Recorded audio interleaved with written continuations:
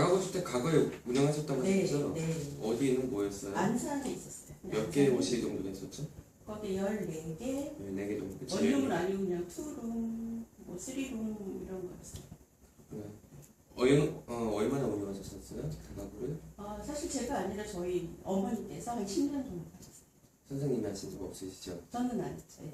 근데 이제 어머님이 하시는 걸 보고서 이제 다가구가 가장 친숙하고 네. 어떻게 들어가는지에 대한 구조를 네. 잘 알고 계시기 때문에 네. 어머님 성격이 온화하셨어요? 네, 오너하시지만 모두 관리 잘 하셨어요. 다가구 같은 경우에는 네. 실제로 그 사람 성향에 따라서 틀린데 네. 14개 옷이 막 이렇게 된단 말이에요. 여러 개, 14개 막 이렇게 조금 불법 중축해서 막 15개, 16개도 있고 그래요. 네. 근데 다가구 주택 같은 경우에는 보통 원룸이 많이 있죠. 네. 그래서 이제 산업단지, 그렇죠? 학원, 학교, 대학교, 그리고 이제 뭐 학원가게 이런 쪽의 상권을 두고 나서 이제 임대 수요를 받쳐주면은 그걸로 이제 원룸 운영한단 말이에요. 네. 그렇죠? 네. 네. 그런데 한 가지 문제가 뭐냐면은 실제로 강남의 다가구 같은 경우도 마찬가지예요. 굉장히 원활해 보이시지만 여행량이 이렇게 진짜로 운영하시려고 하면은 기가 굉장히 세야 되고 머리 깨집니다 실제로. 네. 그렇죠. 요구사항이 맞죠. 예, 속 엄청 썩여요. 네. 그래서 일단 본인이 먼저 그거에 대해서 내가 잘할 수 있을 사람인지에 대한 어떤 자기검열이 먼저 필요해요. 네. 왜냐면 그게 아닌 사람은 진짜 뭐라고 해야 될까 수명이 많이 줄어들어요. 네. 아 정말인가? 네. 네. 그럼에도 불구하고 다가구 직접 관리를 하시면서 운영하시겠다. 네, 살지는 않고요. 관리를 하고 싶은데 그러려면 대학가의 원룸을 찍어야 할 것 같은 생각이 들었어요. 근데 문제는 인하대가 지금 제 금액으로 사기도 좋고 한데 계속 앞으로 많이 짓기 때문에 이게 1, 2년은 저도 확신이 있는데요. 이렇게 팔 때 이게 안 팔릴 것 같은 느낌. 물론 그럴 수 있죠. 네.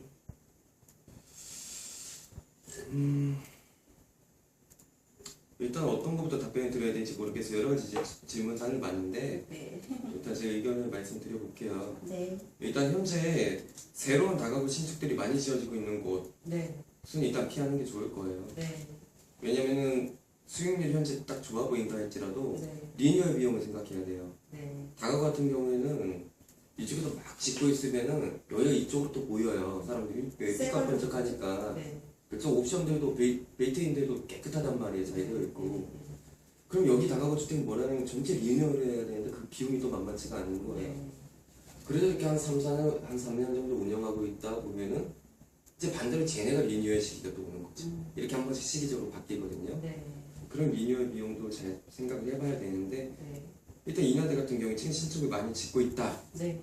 그러면 그런 상태에서 9억을 사는 건 별로 좋지 않을 수가 있겠죠. 타이밍적으로. 네. 그렇죠? 신축은 사는 건 괜찮을까요? 신축. 그것도 따져봐야 돼요. 제가 이렇게 말씀드릴게 항상 투자에서 기준이 뭐냐면 네.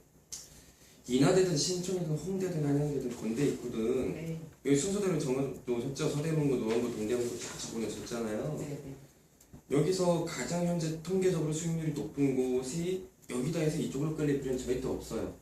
뭐냐면은 실속이에요, 실속. 네. 항상 어느 포인트에서든 여기가 상권이 조금 많이 죽었고 여기가 조금 포화 상태라 하더라도 내가 얼마에 구입을 하는지에 따라서 수익률이 완전히 달라지거든요. 그렇죠. 네. 내가 정말 예를 들어 경매 특수 권리가 있는 다가구다.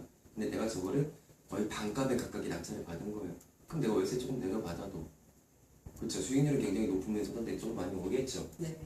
그렇기 때문에 단순한 하나의 어떤 통계를 가지고 이쪽이 좋겠다는 아니라고 봐요. 네. 이건 계속 뒤집히고 바뀌거든요. 네. 그래서 항상 기준을 지금 당장 어디가 조금 이슈라기보다는 가장 수익률이 좀 좋아 보인다. 이거 하나를 너무 큰 기준으로 이제 여기 필요 없다. 네. 그러면 수익률 말고 지금 이 한 8개 지역 중에 미래 가치는 어디가 제일 높을까요? 미래가치 어떤 부분에서?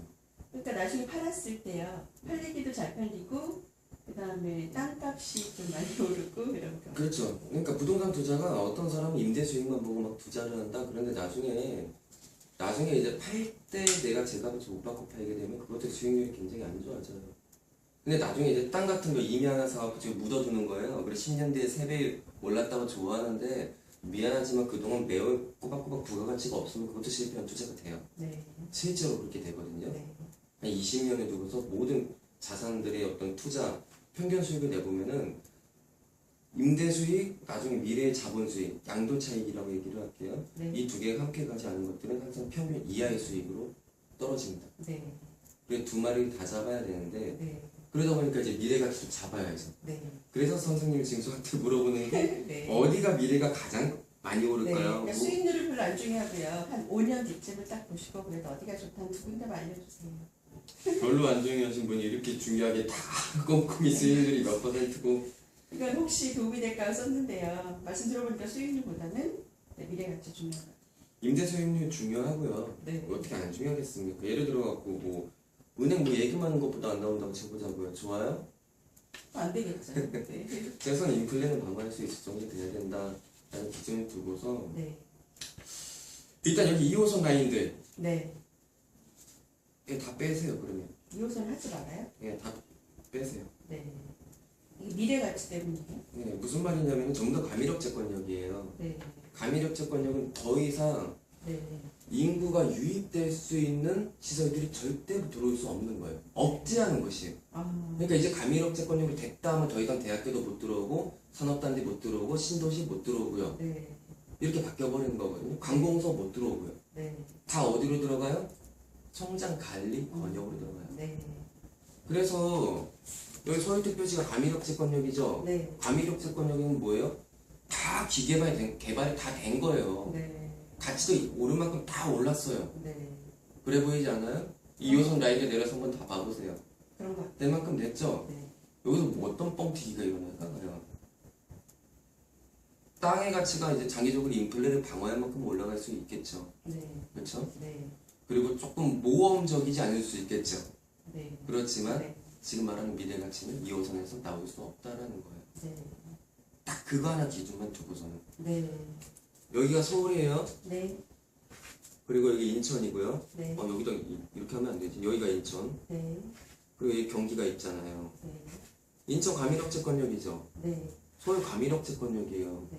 인구를 억제하니까 여기서 억제된 인구를 일로 수용해야 되겠다 해서 경기도에 성장 관리권역들이 생겼잖아요. 네. 성장 관리권역인 산업단지, 신도시 다 들어올 수 있어요. 네. 그래서 여기 김포한강 신도시 만들어졌죠. 네. 성장 관리권역이 땅의 가치가 올라간다고요. 수도권 네. 무슨 말인지 이해되시죠? 네. 그래서 내가 장기적으로 당장 보게 되면은 여기 경기도보다 인천이나 여기 서울 특히 2호선 라인으로 짱짱하게 돌아가는 공실 하나 없을 것 같은 대학교 주변에 포화 상태가 아닌 그렇죠? 네. 그런 것이 많을지는 모르겠지만 차라리 미래 가치로 봤을 땐 이쪽이 훨씬 낫다는 거예요. 네. 그럼 제가 조사한 것 중에 경기도가 없는 거. 없겠죠. 이슈 좋은 그것만 따라다녔는데 어떻게 해요? 나오겠어요.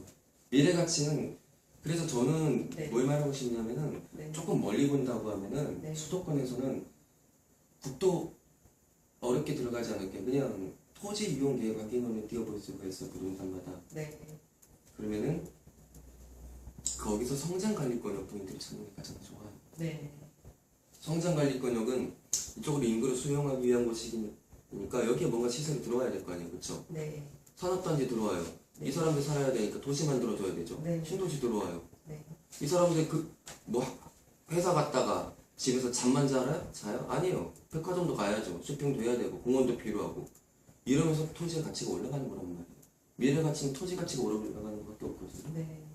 아파트 값 올라간다고 아파트 건물값이 올라가는 거예요? 땅값이 올라가는 거예요? 땅의 접근성이 네. 좋아지는 거잖아요. 네. 그래서 성장관리권역 위주로 보는 게 좋아요. 하나 예를 들어 드리면은 네. 이건 지방이에요. 이건 예를 들어 볼게요. 네. 자, 이게 이제 근린주택이라고 하지만 여기는 지금 다가구와 같은 형태죠. 네. 2층, 3층, 4층 그리고 1층 상가예요. 네. 진행되는 경매 물건이거든요. 네. 투자하시는 게 아니에요. 네. 그냥 뽑은 거예요. 네. 자, 여기서 보시게 되면은 이 건물이 네. 성장관리권역이죠. 네. 그런데 나와 있네요. 예. 네. 이게 토지 이용 계획 확인원이에요. 네. 성장관리권역이기 때문에 여기는 뭐가 들어갈 수 있다고 그랬어요? 산업단지, 대학교, 관공서, 다 들어갈 수 있다 그랬죠. 네. 신도시까지도. 네. 그래서 어떻게 했어요, 여기를? 이 성장관리권을 어떻게 만들었어요? 지금. 모르겠어요. 여기 택지 개발 예정 지금 적혀 있죠. 네. 그리고 다 지금 다 개발한 거 보이세요? 네, 네. 구획 정하고 네. 이렇게 바뀌는 거예요. 여기는 상업, 상업용지, 네. 그렇죠? 네. 공동주택, 뭐 아파트 대단지들, 학교 다 들어왔죠. 지금 막 들어오고 있죠. 네.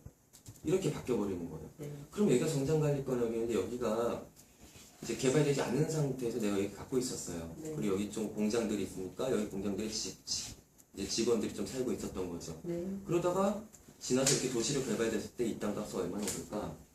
많이 오르겠죠. 2호선 라인에 두고 있던 여기 홍대 건너편에 신촌 연대역 앞에 네. 있는 땅값의 가치 상승폭과 비슷할까요? 훨씬 많이 오르. 훨씬 많이 오르겠죠. 네. 그러면서 임대 수익도 올라가겠죠. 네. 접근성이 좋아지고 네. 수요가 많아지니까 수익도 올라가고 미래 가치도 올라가고 네. 두 마리 토끼를 다 잡을 수 있는 거죠. 네. 이렇게 되는 거예요. 아마 이게 선생님이 그리는 이상일 거예요. 네. 근데 이게 자리 잡히고 이러려면요. 몇 년인 걸까요? 어떻게 이거는 사실은 토지공법에 대한 어느 정도 이해가 있어야 돼요. 네.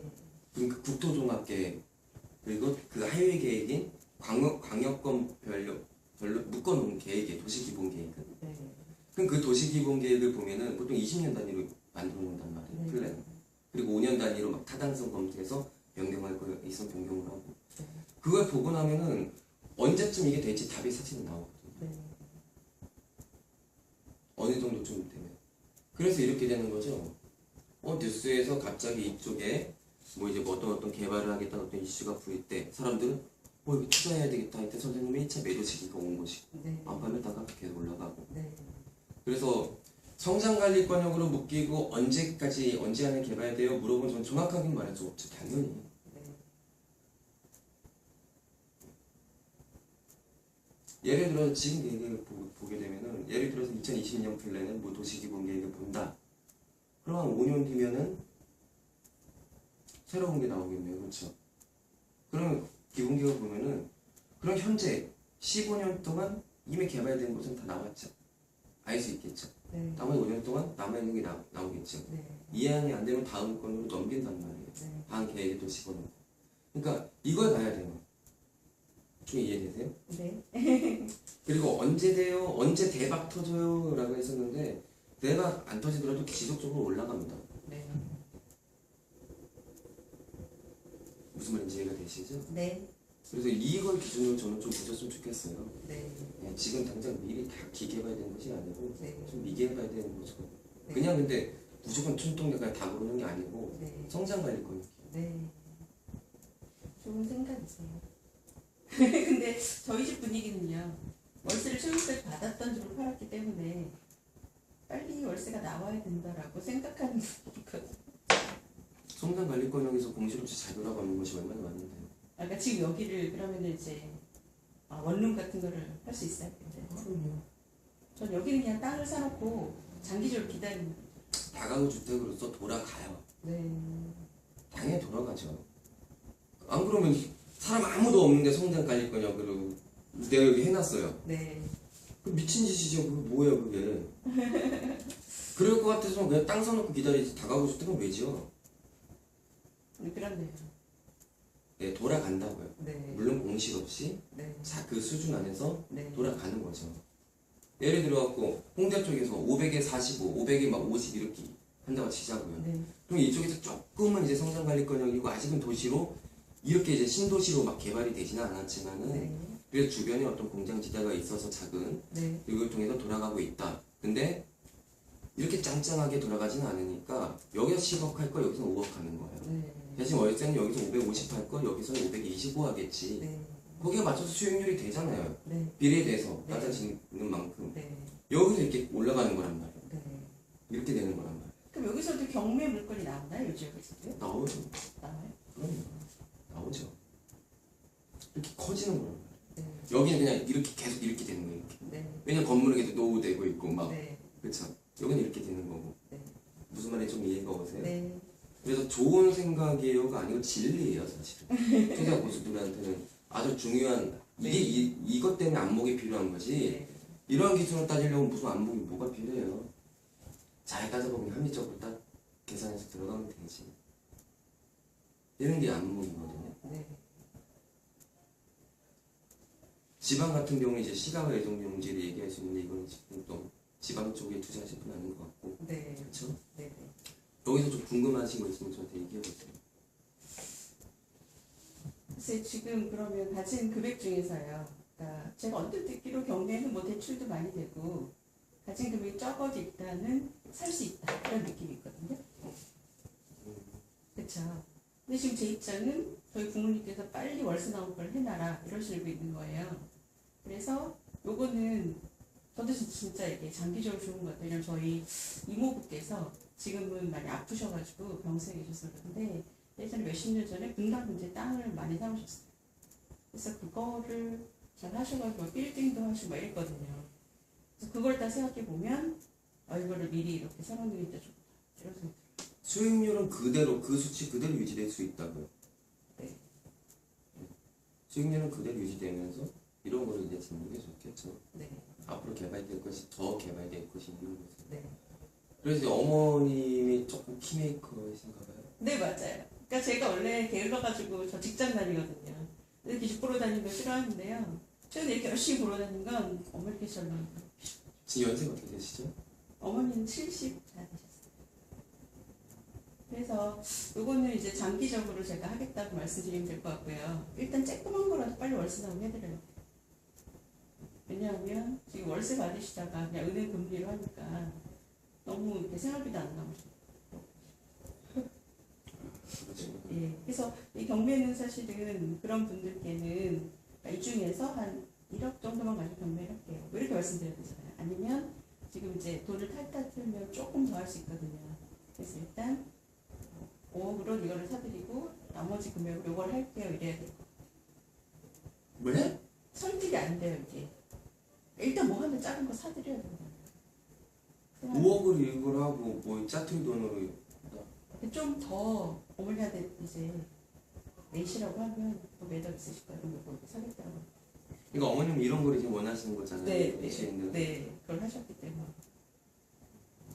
아무튼 이게 굉장히 이상적인 투자이기는 한데 네, 일단 노인급 이제 연세가 많으신 분들이 그쵸. 특징을 변하지 않는다는 거죠. 이 그쵸. 고집이라는 게. 네, 설득하기 힘들게 일단 뭐 하나 사드려야 돼요.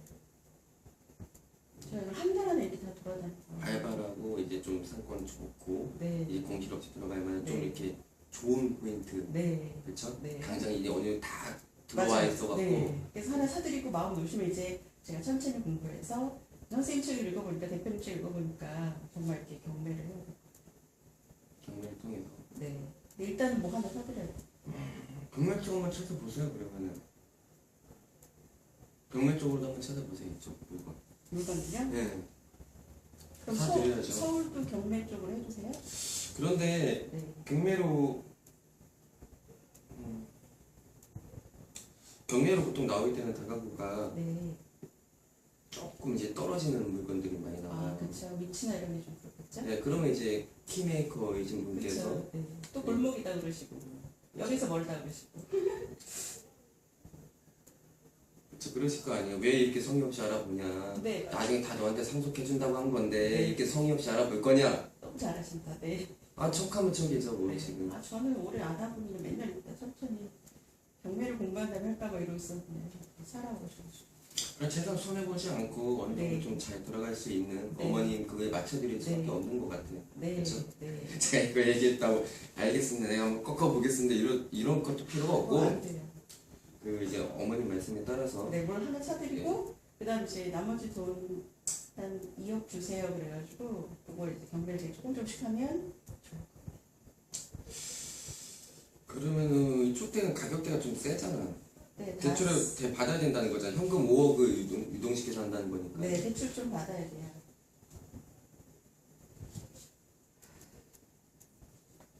인하대가 제일 마음에 들긴 하는데요. 2년 뒤에는 공실이 많이 생길 것 같아요. 신축이 계속 많아지고 있으니까 네. 초과 공고로 인해서 네. 소유가 부족해진다. 네, 그 동네 그 솔직한 부동산에서는 그렇게 예상하더라고요. 2년 뒤에 공실이 발생할 것이다. 부동산 말이니까요. 그래서 지금 사는 건 좀 위험하고 2년 뒤에 안 팔릴 수도 있습니다. 근데 홍대 쪽이 물건이 너무 크긴 해요. 홍대 쪽이 평당 5천 한다면 그 건너편은 지금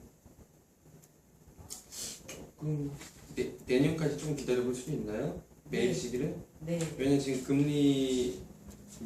금리가 이제 인상될 수 있어요. 네 맞아요. 지금 금리 인하를 통해 하고 수익형 부동산, 태가가 수익형 부동산이잖아요, 네. 그렇죠? 네, 예, 지금 그래도 이제 매입에 대한 어떤 수요들이 많이 있는데 네. 금리가 낮다 보니까 그렇죠. 네. 레버리지를 최대한 이용해서 이제 금리가 인상되다 보면 조금 사람들이 덜 네, 찾게 될 거예요. 근데 이제 현금 보유율이 조금 더 많으니까 네, 조금 더 내가 편안한 마음으로 골라볼 수 있겠죠. 네. 요즘엔 진짜 사는 사람이요 물건도 없고요 힘들더라고요. 그 중에서도 이제 정문 쪽보다는 항상 후문 쪽에 있는 걸로 많이 알아보세요. 네, 후문 쪽이요? 예, 정문 쪽은 이제 좀 일단 후문 쪽이 네, 가격대가 좀 더 낮아요. 네, 대부분 낮고 그리고 좀 네. 공부하는 애들이 있고 네, 조용히 네, 정문 쪽이 좀 내려가서 애들이 좀 노는 애들이 많이 있고 네. 후문 쪽으로 해갖고 좀 알아보시는 게 건대 있고요. 그쪽은 어떻다고 보세요? 거기 안에 사람이 굉장히 많고요. 거기 화양시장 근처에 원룸이 너무 잘 돼요. 거기가 20년 된 건물인데 방이 없다고 그러더라고요. 얘 가격이 얼마죠? 17억? 아니요, 건대 입구역 이거는요. 5번 아니고 뒷장이 6번. 이 화양시장 근처도 건대 입구역이거든요. 네. 네, 여기가 35평이 한 8억 정도 하고요. 1억 5,500 보증금에 네, 월세 97만 원. 네, 총 합계? 합계 월세가 97만 원? 네, 그렇죠. 근데 이거는 사서 리모델링 해야 돼요. 그래서 원룸으로 개조하면 뭐 개조 안 한 거기 때문에 더 많이 나온다는 거죠. 여기가 보통 뭐 1,000에 50만 원 이렇게 나오더라고요. 원룸 하나에. 쭉 다녀보시니까 네. 어머님은 어디를 가장 마음에 들어 하실 것 같아요? 어머니 선생님이 아직, 보신 것 아직 중에서. 보고도 안 했어요. 컨설팅 박권 선생님한테 여쭤보고 그다음에 이제 말씀드리는 거죠. 아, 단순히 그냥 이것만 가지고는 자료가 너무 부족해요, 사실은. 네. 가장 조금 이제 주인이 낮은 가격에 내놓음으로써 수익률이 조금 더 올라갈 수 있고 좀 네. 실속 있는 거를 이제 제가 골라드려야 되는데 네. 지금 여기 이제 번호 다 있고 해놓은 자료만으로는 네. 그럴 수 어디가 있어요. 낫겠다 맞아요. 위치도 없고. 그건 제가 지금 힘들어요. 네. 그건 제가 좀 힘들겠는데. 네. 그럼 그냥 지역적으로 어디가 유망하다 정도만 알려주시면 결정은 2호선 라인이 가장 좋죠. 2호선이 네. 지금 현재로서 괜찮은가요? 네, 가장 좀 들어가고 2호선 라인이 가장 낫죠. 네. 안산에 사는 것보다 2호선 라인을 하는 게 낫겠죠? 근데 잘 모르는 거. 안산 상가주택은 좀 한산한 분위기가 있어요. 안산 상가는 평수는 크잖아요. 상가주택 어머니 운영 안 해보셨다면서요? 네, 상가 안 해봤는데 상가 지금 딱 2개밖에 없고요. 음식점이 잘 되고 있어서 음식점이 200, 100 이렇게 되고 있더라고요. 안 해보신 것이기 때문에 굉장히 부정적으로 나오실 수도 있는데 그래도 괜찮으실 거예요. 상가가 114평 넓고 큰 대로변, 그러니까 4차선 대로변에 있는 것도 있거든요. 아직 역에서 10분 거리죠. 거기까지는 이제 번화가가 안 됐지만 상가를 사두면 어떨까요? 어떤 목소리? 임대도 나오고 한 5년 뒤에 좀 가격이 오르지 않을까 이런 생각이 들어요. 다가구 주택 대신 안산의 그런 상가주택을 근데 상가가요. 1층이 상가고 2, 3층은 뭐 이제 원룸, 투룸 뭐 이런 것도 있어요. 얘는 월세가 403만 원? 3만 원? 네, 403만 원. 보증금 6억 3천? 네, 보증금이 그러니까 물건 1은 보증금 4억 6천에 용자 2억 5천을 안고 사야 되고요. 6억 3천 있으면 사는데 월세가 403만 원 나와요. 6억 3천 있으면 구매를 할 수 있다는 거죠. 네. 나쁘지 않은데요? 괜찮을까요? 지금 얘요 이 수치상은 나쁘지 않아요. 6억 3천 주고 월세 403만 원 나온다 잘 나오면 괜찮은 거예요. 네. 근데 길거리에 가보면 그 1층에 그 음식점 하나만 잘 되고요.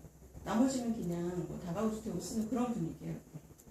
이렇게 번화가나 이런 건 아니고.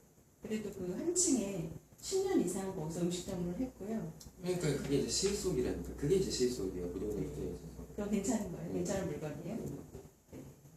빚값 번쩍하고 잘 돼 있으면 뭐해? 초과 공급 상태에서 수요자도 생각보다 별로 없고, 네. 그렇죠? 네. 가격은 비싸게 주고 샀는데 네. 빡빡하고 네. 그런 거보단 이게 훨씬 더 나은 A급이에요. 그런 거예요. 투자금을 그- 위해서? 네, 그 기준만 두고 봤을 땐 그렇다는 거예요. 네. 그래서 그런 기준으로도 같이 참여시켜서 생각해 보시는 부분이 되고 네. 나쁘지 않아요. 네. 근데 지금 다가구 주택들이 전체적으로 네. 좀 팍팍한 상태긴 해요. 네. 그래서 그럼 대표님 보시기에는 당장 지금 사지 말고 좀 기다렸다 내년쯤 사라고 조언을 해주시면 내년쯤 돼서 이제 다가구 주택이나 상가주택 구매를 하시면 될 것 같아요. 네. 그러니까 내년에는 좀 더 물건도 많이 나오겠죠? 요즘 물건도 별로 없더라고요. 다 들어갔어요. 그리고 이제 운영하기도 좀 더 편하고 밑에 상가 있고 위에 이제 여인에게 올 수 있는 것보다 네. 좀 그렇죠. 굵직굵직 있는 게 네. 그렇죠. 잘. 네. 예. 여기 상가 같은 경우에 이제 또 임대료가 다가구 주택 원룸이랑 틀리게 더 네. 세잖아요. 네. 네. 그렇죠? 네. 200씩 나. 네.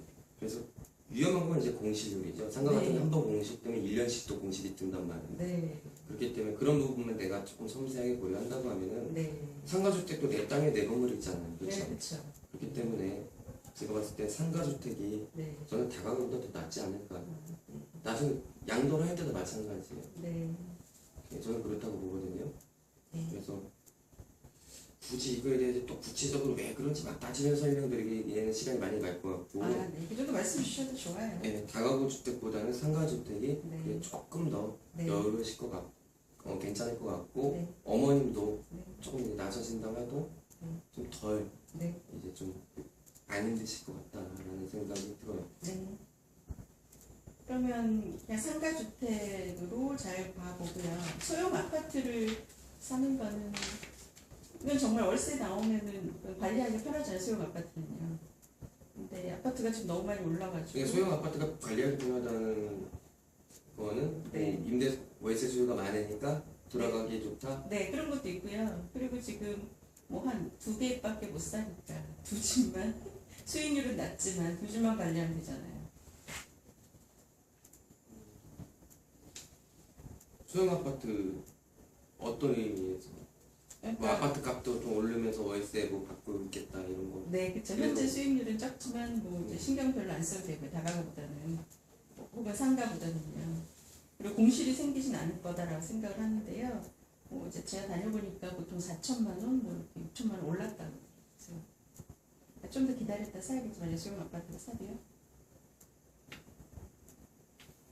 글쎄요. 저 서민주택 소형 아파트 가격 척척 올라가는 곳이 앞으로 많이 없을 것 같은데요. 네, 네. 그렇게 보시는 분이 많으시더라고요. 다 근거가 있어서 그렇게 보는 거고요. 네. 정부가 아무리 지금 번거롭게라 금융권 어떻게 해서라도 버티게 해주려고 네. 주택들을 하지만 네. 그 양도주사가 오래 안 가요. 네. 어쩔 수 없게 갈 수밖에 없는 방향은 사실은 이미 정해져 있는 상태이고 네. 이건 제 추측이 아니고 정해져 있는 상태예요. 네. 그렇기 때문에 이제 소형 아파트로 큰 수익을 보겠다는 욕심 좀 버리시는 게 좋겠어요. 그냥 좀 내가 다채롭게 네. 보유하고 싶다라는 어떤 관점에서는 네. 괜찮을 것 같고 네. 그렇게 생각합니다. 네. 어떤 비전을 제시해드리지 못하겠어요. 네. 아니요, 많이 도움이 됐어요. 그러면 일단 어머니께 의견 드리고요. 네. 그 다음에 경매를 제가 공부 안 해도 제가 언뜻 홈페이지 보니까 알아서 물건을 해주시고 저희는 수수료만 드리면 되는 거죠? 그렇죠. 근데 또 이제 본인께서도 이제 경매 물건을 검색해보고 아, 뭐 제가 이제 공부해야 돼요? 공부하는 게 아니고 우리가 옷 쇼핑할 때 네. 옷에 대해서 공부하고 쇼핑해요? 그냥 찾아보죠. 그냥 내가 예를 들어 서울 뭐 성동구에 있는 물건을 좀 보고 싶다. 성동구 클릭, 다가구 체크, 검색, 네. 쭉 보면 감성가 나오고 어떻게 네. 생겼는지 사진 뜨고 네. 네. 그 정도 보려는데 공부할 필요는 없잖아요. 네. 그래서 그러면 이제 대표님 사이트에 제가 검색하면 돼요. 네, 그렇죠. 그렇게 검색해도 되고 네. 컨설팅 신청하셔도 되는데 그건 이제 차후의 문제니까 네. 본인이 이제 편안하게 선택하시면 될 것 같고 네.